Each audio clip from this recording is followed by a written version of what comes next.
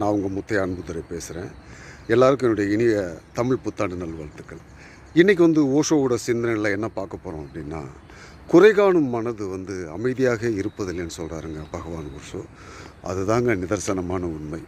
99.3 ஆட்கள் எல்லாருமே பார்த்திங்கன்னா ஏதாவது ஒரு வகையில் எல்லாத்துட்டையுமே குறையை பார்த்துட்டே இருக்கிறாங்க. நீங்கள் குறை பார்க்க ஆரம்பிச்சிங்க அப்படின்னா மனம் நிறைவடையாதுங்க. அது மன அவஸ்தையாக வர ஆரம்பிச்சிடும். எல்லா குறைகளுக்குள்ளும் பார்த்திங்கன்னா ஒரு நல்ல விஷயம் இருக்கும். நல்ல விஷயத்தை பாருங்கள். அது உங்களுக்கு மனசை ஒரு நிறைவு செய்யுங்க. ஒருத்தரை குறையாகவே பார்த்துட்டு இருந்தீங்க அப்படின்னா அவரை உங்களால் கடக்க முடியாதுங்க. அவரை கடக்கிறதா இருந்தால் அவரோட நிறைவான விஷயங்கள் எவ்வளவோ இருக்கும். அதை நீங்கள் பார்த்துட்டு அவரை கடந்து போயிடுங்க.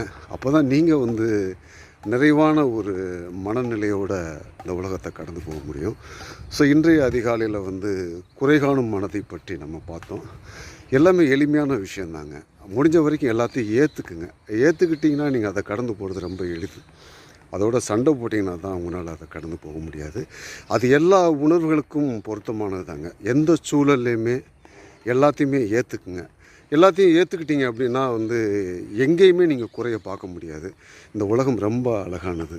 இந்த வாழ்க்கை கொண்டாட்டம் மிகுந்தது. முடிந்த வரைக்கும் கொண்டாடுங்க. இந்த உலகத்தை எளிதாக கடந்து செல்லுங்கள். மகிழ்ச்சியாக கடந்து செல்லுங்கள். வணக்கங்க.